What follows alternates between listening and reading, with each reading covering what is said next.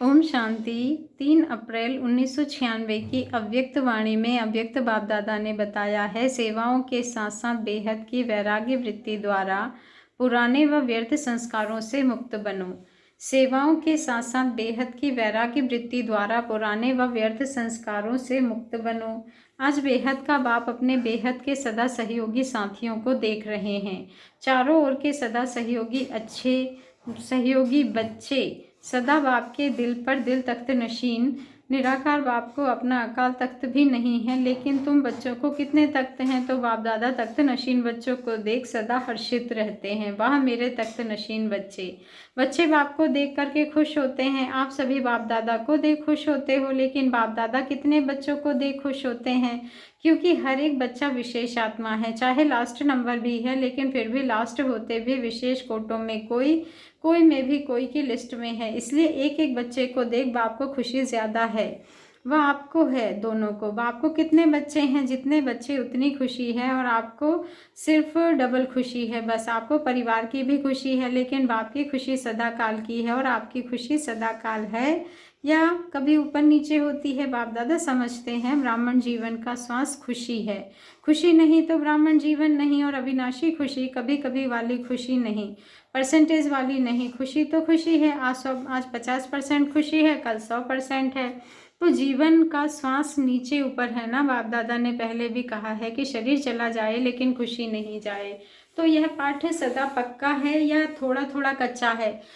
सदा अंडरलाइन है। कभी कभी वाले क्या होंगे? सदा खुशी में रहने वाले पास विद ऑनर, और कभी कभी खुशी में रहने वालों को धर्मराजपुरी पास करनी पड़ेगी। पास विद ऑनर वाले 1 सेकेंड में आपके साथ जाएंगे, रुकेंगे नहीं। तो आप सब कौन हो, साथ चलने वाले या रुकने वाले? साथ चलने वाले। ऐसा चार्ट है, क्योंकि विशेष डायमंड जुबली के वर्ष में बाप दादा की हर एक बच्चे के प्रति क्या शुभ आशा है, वह तो जानते हो ना। बाप दादा ने सभी बच्चों का चार्ट देखा। उसमें क्या देखा कि वर्तमान समय के प्रमाण एक बात का विशेष और अटेंशन चाहिए। जैसे सेवा में बहुत उमंग उत्साह से आगे बढ़ रहे हो, और डायमंड जुबली में विशेष सेवा का उमंग उत्साह है, इसमें पास हो। हर एक यथाशक्ति सेवा कर रहे हैं और करते रहेंगे, लेकिन अब विशेष क्या चाहिए?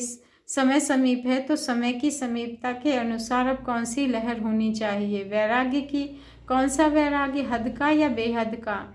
जितना सेवा का उमंग उत्साह है, उतना समय की आवश्यकता प्रमाण स्वस्थिति में बेहद का वैराग्य कहाँ तक है? क्योंकि आपके सेवा की सफलता है जल्दी से जल्दी प्रजा तैयार हो जाए, इसीलिए सेवा करते हो ना। तो जब तक आप निमित्त आत्माओं में बेहद की वैराग्य वृत्ति नहीं है, तो अन्य आत्माओं में भी वैराग्य वृत्ति नहीं आ सकती।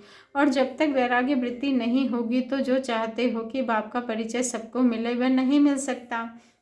बेहद का वैराग्य सदा काल का वैराग्य है। अगर समय प्रमाण व सर्कमस्टांस प्रमाण वैराग्य आता है, तो समय नंबरवार हो गया और आप नंबर 2 हो गए। परिस्थिति व समय ने वैराग्य दिलाया, परिस्थिति खत्म, समय पास हो गया, तो वैराग्य पास हो गया। तो उसको क्या कहेंगे?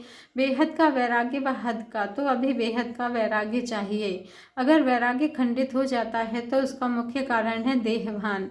जब तक देहभान का वैराग्य नहीं है, तब तक कोई भी बात का वैराग्य सदा काल नहीं होता है, अल्पकाल का होता है। संबंध से वैराग्य यह बड़ी बात नहीं है। वह तो दुनिया में भी कईयों को दिल से वैराग्य आता है, लेकिन यहाँ देह भान के जो भिन्न भिन्न रूप है, उन भिन्न भिन्न रूपों को तो जानते हो ना। कितने देहभान के रूप हैं उसका विस्तार तो जानते हो, लेकिन इस अनेक देहभान के रूपों को जानकर बेहद के वैराग्य में रहना, देहभान देही अभिमान में बदल जाए। जैसे देह भान एक नेचुरल हो गया, ऐसे देही अभिमान नेचुरल हो जाए, क्योंकि हर बात में पहला शब्द देह ही आता है। चाहे संबंध में है तो भी देह का ही संबंध है, पदार्थ है तो भी देह है, देह के पदार्थ हैं, तो मूल आधार देह भान है। जब तक किसी भी रूप में देह भान है, तो वैराग्य वृत्ति नहीं हो सकती। और बाप दादा ने देखा कि वर्तमान समय जो देह भान का विघ्न है, उसका कारण है देह के जो पुराने संस्कार हैं, उससे वैराग्य नहीं है। पहले देह के पुराने संस्कारों से वैराग्य चाहिए। संस्कार स्थिति से नीचे ले आते हैं, संस्कार के कारण सेवा में व संबंध संपर्क में विघ्न पड़ते हैं। तो रिजल्ट में देखा कि देह के पुराने संस्कार से जब तक वैराग्य नहीं आया है, तब तक बेहद का वैराग्य सदा नहीं रहता। संस्कार भिन्न भिन्न रूप में अपनी तरफ आकर्षित कर लेते हैं, तो जहाँ किसी भी तरफ आकर्षण है, वहाँ वैराग्य नहीं हो सकता। तो चेक करो कि मैं अपने पुराने व व्यर्थ संस्कार से मुक्त हूँ। कितनी भी कोशिश करेंगे, करते भी हैं कि वैराग्य वृत्ति में रहें, लेकिन संस्कार कोई कोई के पास या मेजोरिटी के पास किस न किस रूप में ऐसे प्रबल हैं जो अपनी तरफ खींचते हैं। तो पहले पुराने संस्कार से वैराग्य। संस्कार ना चाहते भी मर्ज हो जाते हैं। क्यों चाहते नहीं हो, लेकिन सूक्ष्म संस्कारों को भस्म नहीं किया है। कहाँ ना कहाँ अंश मात्र रहे हुए हैं, छिपे हुए हैं। वह समय पर ना चाहते हुए भी मर्ज हो जाते हैं। फिर कहते हैं चाहते तो नहीं थे, लेकिन क्या करें, हो गया, हो जाता है। यह कौन बोलता है, देहभान या देही अभिमान।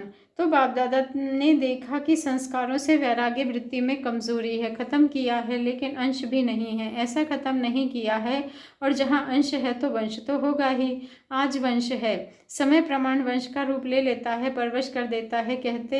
कहने में तो सभी क्या कहते हैं कि जैसे बाप नॉलेजफुल है वैसे हम भी नॉलेजफुल हैं, लेकिन जब संस्कार का वार होता है तो नॉलेजफुल है या नॉलेजफुल है।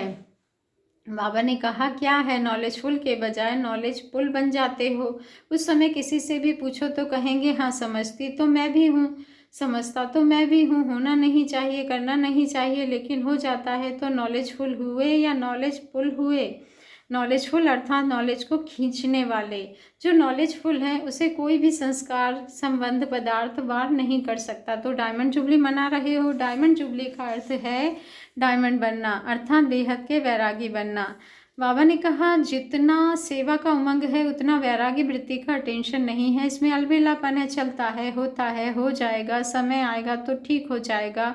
तो समय आपका शिक्षक है या बाबा शिक्षक है, कौन है? अगर समय पर परिवर्तन करेंगे तो आपका शिक्षक तो समय हो गया, आपकी रचना आपका शिक्षक हो। ये ठीक है। तो जब ऐसी परिस्थिति आती है तो क्या कहते हो, समय पर ठीक कर लूँगी, हो जाएगा। बाप को भी दिलासा देते हैं, फिक्र नहीं करो, हो जाएगा, समय पर बिल्कुल आगे बढ़ जाएंगे। तो समय को शिक्षक बनाना, यह आप मास्टर रचयिता के लिए शोभता है, अच्छा लगता है? नहीं, समय रचना है। आप मास्टर रचयिता हो तो रचना मास्टर रचयिता का शिक्षक बने, यह मास्टर रचयिता की शोभा नहीं। तो अभी जो बाप दादा ने समय दिया है उसमें वैराग्य वृत्ति को इमर्ज करो, क्योंकि सेवा की खींचतान में वैराग्य वृत्ति खत्म हो जाती है। वैसे सेवा में खुशी भी मिलती है, शक्ति भी मिलती है और प्रत्यक्ष फल भी मिलता है, लेकिन बेहद का वैराग्य खत्म भी सेवा में ही होता है। इसीलिए अब अपने अंदर इस वैराग्य वृत्ति को जगाओ। कल्प पहले भी बने थे, आप ही थे कि और थे, आप ही है ना, सिर्फ मर्ज है, लेकिन इमर्ज करो। जैसे सेवा के प्लान को प्रैक्टिकल में इमर्ज करते हो तब सफलता मिलती है ना, ऐसे अभी वैराग्य बेहद के वैराग्य वृत्ति को इमर्ज करो। चाहे कितने भी साधन प्राप्त है, और साधन तो आपको दिन प्रतिदिन ज़्यादा ही मिलने हैं, लेकिन बेहद के वैराग्य वृत्ति की साधना मर्ज नहीं हो, इमर्ज हो। साधन और साधना का बैलेंस क्योंकि आगे चल करके प्रकृति आपकी दासी होगी, सत्कार मिलेगा, सम्मान मिलेगा, लेकिन सब कुछ होते वैराग्य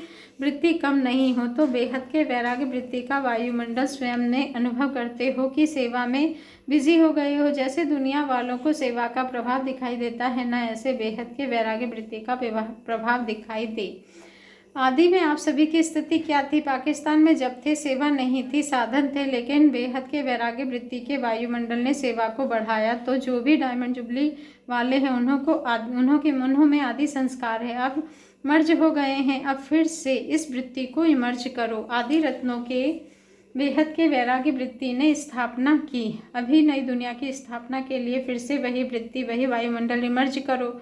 तो सुना क्या ज़रूरत है, साधन ही नहीं है और कहो हमको तो वैराग्य है, तो कौन मानेगा? साधन हो और वैराग्य हो, पहले के साधन और अभी के साधनों में कितना अंतर है। साधना छिप गई है और साधन प्रत्यक्ष हो गए हैं। अच्छा है, साधन बड़े दिल से यूज़ करो, लेकिन साधन आपके लिए ही है, लेकिन साधना को मर्ज नहीं करो, बैलेंस पूरा होना चाहिए। जैसे दुनिया वालों को कहते हो कि कमल पुष्प समान बनो, तो साधन होते हुए कमल पुष्प समान बनो। साधन बुरे नहीं हैं, साधन तो आपके कर्म का, योग का फल है, लेकिन वृत्ति की बात है। ऐसे तो नहीं कि साधन के प्रवृत्ति में साधनों के वश फंस तो नहीं जाते। कमल पुष्प समान न्यारे और बाप के प्यारे यूज़ करते हुए उन्हों के प्रभाव में नहीं आवे न्यारे। साधन बेहद की वैरागी वृत्ति को मर्ज नहीं करे। अभी विश्व अति में जा रही है तो अभी आवश्यकता है सच्चे वैराग्य वृत्ति की, और वह वायुमंडल बनाने वाले आप हो, आप स्वयं में फिर विश्व में। तो डायमंड जुबली वाले क्या करेंगे, लहर फैलाएंगे ना। आप लोग तो अनुभवी हैं, शुरू का अनुभव है ना, सब कुछ था।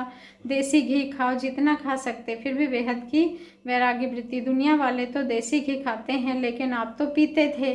घी की नदियाँ देखी। तो डायमंड जुबली वालों को विशेष काम करना है, आपस में इकट्ठे हुए हो तो रूरिहान करना। जैसे सेवा की मीटिंग करते हो वैसे इसकी मीटिंग करो। जो बाप दादा कहते हैं, चाहते हैं सेकंड में अशरीरी हो जाए, उसका फाउंडेशन यह बेहद की वैराग्य वृत्ति है। नहीं तो कितनी भी कोशिश करेंगे लेकिन सेकंड में नहीं हो सकेंगे, युद्ध में ही चले जाएंगे। और जहाँ वैराग्य है तो ये वैराग्य है योग्य धरनी, उसमें जो भी डालो उसका फल फौरन निकलता। तो क्या करना है, सभी को फील हो कि बस हमको भी अभी वैराग्य वृत्ति में जाना है। अच्छा समझा क्या करना है, सहज है या मुश्किल है, थोड़ा थोड़ा आकर्षण तो होगी या नहीं, साधन अपने तरफ नहीं खींचेंगे। अभी अभ्यास चाहिए, जब चाहे जहाँ चाहे जैसे चाहे वहाँ स्थिति को सेकंड में सेट कर सके। सेवा में आना है तो सेवा में आए, सेवा से न्यारे हो जाना है तो न्यारे हो जाए। ऐसे नहीं सेवा हमको खींचे, सेवा के बिना रह नहीं सके। जब चाहे जैसे चाहे, विल पावर चाहिए। विल पावर है स्टॉप तो स्टॉप हो जाए, ऐसे नहीं लगाओ स्टॉप और हो जाए question mark, full stop. Stop भी नहीं, फुल स्टॉप। जो चाहे वह प्रैक्टिकल में कर सके, चाहते हैं लेकिन होना मुश्किल है तो इसको क्या कहेंगे, विल पावर है या पावर है। संकल्प किया व्यर्थ समाप्त तो सेकंड में समाप्त हो जाए। बाप दादा ने सुनाया ना कि कई बच्चे कहते हैं हम योग में बैठते हैं, लेकिन योग के बजाय युद्ध में होते हैं। योगी नहीं होते, योद्धे होते हैं। और युद्ध करने के बजाय संस्कार बहुत काल रहे तो क्या बनेंगे, सूर्यवंशी व चंद्रवंशी। सोचा और हुआ, सोचना और होना सेकंड का काम है। इसको कहते हैं विल पावर। विल पावर है कि प्लान बहुत अच्छे बनाते, लेकिन प्लान बनते हैं 10 और प्रैक्टिकल में होते हैं 5। ऐसे तो होता नहीं। सोचते बहुत अच्छा ये करेंगे, यह होगा, लेकिन प्रैक्टिकल में अंतर पड़ जाता है। तो अभी ऐसे विल पावर हो, संकल्प किया और कर्म में प्रैक्टिकल में हुआ पड़ा है, ऐसे अनुभव हो। नहीं तो देखा जाता है अमृत वेले जब बाप से रूरिहान करते, बहुत अच्छी अच्छी बातें बोलते हैं, यह करेंगे, और जब रात होगी तो क्या रिजल्ट होगी, बाप को खुश बहुत करते हैं। बातें इतनी मीठी मीठी करते हैं, इतनी अच्छी अच्छी करते हैं, बाप भी खुश हो जाता है। वाह मेरे बच्चे वाह। कहते हैं बाबा जब आपने जो कहा ना होना ही है, हुआ पड़ा है। बहुत अच्छी अच्छी बातें करते हैं। कई तो बाप को इतना दिलासा दिलाते हैं कि बाबा हम नहीं होंगे तो कौन होगा, बाबा कल्प कल्प हम ही तो थे। खुश हो जाते। हॉल के पीछे बैठने वालों से, पीछे बैठने वाले अच्छी तरह से सुन रही हो ना, आगे वालों से पीछे पहले, बाबा ने कहा आगे वालों से पहले पीछे वाले करेंगे। पीछे बैठे पीछे हो लेकिन सबसे समीप दिल पर हो। क्यों दूसरे का चांस लेना, यह सोचा कि नहीं तो सेवाधारी सदा बाप के दिल पर है। कभी भी ऐसे नहीं सोचना कि हम भी अगर दादियाँ होती ना तो जरा सा, लेकिन सामने तो क्या दिल पर हो। और दिल भी साधारण दिल नहीं, तख्त है। तो दिल तख्त नशीन है ना, कहाँ भी बैठे हो, चाहे इस कोने में बैठे हो, चाहे नीचे बैठे हो, चाहे केबिन में बैठे हो, लेकिन बाप के दिल पर हो। सभी डायमंड जुबली मनाने के लिए भागे हैं तो सिर्फ दादियाँ डायमंड जुबली हैं, सिर्फ दादियाँ डायमंड हैं या आप भी डायमंड हो। आप भी डायमंड हो ना, निमित्त शुरू वालों की मनाते हैं लेकिन पहले आप। अच्छा डायमंड जुबली वाले हाथ उठाए। डायमंड जुबली इन्हों की मनाते हो लेकिन आप नहीं होते तो मनाते कौन, शोभा तो मनाने वालों से है। तो सभी को मनाने की खुशी है क्योंकि समझते हैं कि इन्हों की डायमंड जुबली होना अर्थात हमारा नंबर आ ही गया। यह निस्वार्थ सेवाधारी है, इसलिए देख करके खुशी होती है, ईर्ष्या नहीं होती है कि क्यों इन्हों का मनाते हैं हमारा क्यों नहीं। क्या ऐसा सोचते हो कि इन्हों का ही क्यों मनाया जाता है, सोचते हो नहीं। बहुत खुशी है, यह आदि काल के रत्नों के त्याग का भाग है जो किसको ईर्ष्या नहीं होती, खुशी होती है। और हम शरीक होंगे ना तो किसको ईर्ष्या भी नहीं। क्या हम भी तो हैं, हम भी तो हैं, लेकिन ये इन्हों के त्याग का भाग्य है, इसलिए किसको ईर्ष्या नहीं होती है। देखो इन्हों के त्याग ने आप सबको लाया है। अगर ये निमित्त नहीं बनते, फॉरेन में भी आदि रतन निमित्त बने, तब तो आप पैदा हुए। तो अच्छी तरह से खूब धूमधाम से मना, बाप दादा भी खुश है। अच्छा 10 वर्ष वालों का भी मनाते रहते हैं, डबल फॉरेनर्स का मनाया था ना। अभी इस ग्रुप में भी बहुत 10 वर्ष वाले होंगे तो सभी, चाहे 10 वर्ष वाले चाहे 10 वर्ष से भी कि पहले वाले उन सभी को बाप दादा दिल से मुबारक देकर मना रहे हैं। सभी ने खूब तालियां बजाई। मनाना अर्थात सबकी दुआएं लेना, यह तालियां बजाना अर्थात आप सबको सभी की दुआएं मिली। और फर्स्ट टाइम वाले भी बहुत हैं। आप सब फर्स्ट टाइम वालों को फर्स्ट जाने की दुआएं, चाहे फर्स्ट टाइम वाले हैं, चाहे 10 वर्ष 20 वर्ष वाले हैं, लेकिन हर एक आत्मा इस ब्राह्मण परिवार की विशेष शोभा हो। एक रतन भी कम होता है तो शोभा नहीं होती। तो बाप दादा सभी बच्चों को उसी नज़र से देखते हैं कि यह हर एक रतन इस ब्राह्मण परिवार का श्रृंगार है। श्रृंगार होना बहुत वैल्यूबल श्रृंगार हो, इसीलिए आप सभी अभी तक आपके जड़ चतुरों को कितना श्रृंगार करते रहते हैं। अभी लास्ट जन्म तक भी श्रृंगार होता रहता है। इससे खुशी है। भगवान का श्रृंगार बनना कम बात है क्या। अच्छा, जो आदि रतन है जिनकी डायमंड जुबली मनाई जा रही है, उनसे प्रश्न पूछते हैं कि आदि रत्नों का कौन सी बात बहुत सहज है। दूसरों को थोड़ा टाइम लगता है, लेकिन आदि रत्नों को बहुत सहज और नेचुरल है। वह कौन सी बात, उत्तर दो। बाबा को अपना बनाना, बाबा को अपना बनाना। सब हासे। आप लोगों को अपना बनाना सहज है या मुश्किल है? अच्छा, अपना बना लिया है या बना रहे हो? बना लिया पक्का। या कभी कभी ऐसे कांध पीछे कर लेते हो, नाच नखरे तो नहीं करते हो, कभी कभी बहुत खेल दिखाते हो। तो बाप को तो अपना बनाया। बाप को अपना बनाना अर्थात सदा साथ और हाथ का अनुभव करना। तो आदि रतन को बाप के साथ का अनुभव करना बहुत सहज है, क्योंकि साकार में साथ का अनुभव किया है। आपको फिर भी इमर्ज करना पड़ता है, लेकिन उन्होंने प्रैक्टिकल तुम्ही साथ रहना, खाना, चलना, फिरना सब प्रैक्टिकल साकार में अनुभव किया है। तो साकार में अनुभव की हुई चीज़ बहुत सहज याद रहती है। तो इन्हों का लक है कि बाप के साथ का अनुभव ये जब चाहे तब कर सकते हैं, ऐसे है। लेकिन ड्रामा में आप लोगों के लिए खास एक गिफ्ट है, एक लिफ्ट है। जो अव्यक्त रूप में आए हैं, साकार रूप में ड्रामा अनुसार पीछे आए हैं, उन्हों को एक्स्ट्रा लिफ्ट है। कौन सी लिफ्ट है? जब चाहो तब बाप दादा की एक्स्ट्रा मदद मिलती है। संकल्प का एक कदम आपका और सहयोग के बहुत सारे कदम बाप के, इसीलिए आपको एक्स्ट्रा लिफ्ट है। समझा? आप भी कम नहीं हो। अच्छा, आदि रत्नों को पदम गुणा बाप दादा की सर्व संबंधों से मुबारक हो, मुबारक हो। चारों ओर के तख्त नशीन श्रेष्ठ भाग्यवान आत्माएं, सदा बेहद के वैराग्य वृत्ति से वायुमंडल बनाने वाले विशेष आत्माएं, सदा अपने श्रेष्ठ विशेषताओं को कार्य में लगाने वाले विशेष आत्माएं, सदा एक बाप के साथ और श्रीमत के हाथ को अनुभव करने वाली समीप आत्माओं को बाप दादा का याद प्यार और नमस्ते। और हम रूहानी बच्चों का रूहानी बाप दादा को दिल से याद प्यार, गुड मॉर्निंग और नमस्ते। शुक्रिया बाबा, शुक्रिया। दादियों से अव्यक्त बाप दादा की मुलाकात। सबसे ज़्यादा दुआएं आप लोगों को मिलती है। बाबा ने कहा सबको इन निमित्त रत्नों से प्यार क्यों है? कारण क्या? क्योंकि इन्हों का बाप से हर श्वास में प्यार है। इन्हों का बाप से हर श्वास में प्यार है। हर श्वास में बाबा बाबा है ना, नेचुरल है, मेहनत नहीं है, मेहनत करनी नहीं पड़ती है। तो जितना इन्हों का बाप से प्यार है उतना आपका इन्हों से है, क्योंकि साकार में निमित्त हैं, बाप समान है। चाहे कभी किसी को शिक्षा भी देती हैं, शिक्षा के समय किसको दिल में लगता भी है, लेकिन फिर भी अनुभव करते हैं कि हमारे कल्याण की भावना से शिक्षा दी। तो भावना शुभ है, इसीलिए शिक्षा दिल से लगती है। और निमित्त बनने वालों का विशेष बैकबोन बाप है। चाहे बोल इन्हों के हैं, लेकिन बैकबोन बाप है। कभी भी इन्हों के मुख से मैं शब्द नहीं निकलेगा, बाबा बाबा निकलेगा। तो ये याद का प्रूफ है। मैंपन बाबा में समा गया। अच्छा, आज बहुत खुशी हो रही है कि 60 वर्ष आपकी पालना में बीते हैं। खुशी तो आपका श्वास है। आपकी खुशी कोई छीन नहीं सकता। कभी खुशी गुम होती है, चाहे कोई आदि रतन स्थापना के हैं और कोई आदि रतन सेवा की स्थापना के, दोनों का अलग अलग महत्व है। ये स्थापना के आदि रतन, वो सेवा के आदि रतन। आपने स्थापना की, लेकिन सेवा की वृद्धि तो इन्होंने की। अच्छा, ओम शांति। शुक्रिया बाबा, शुक्रिया।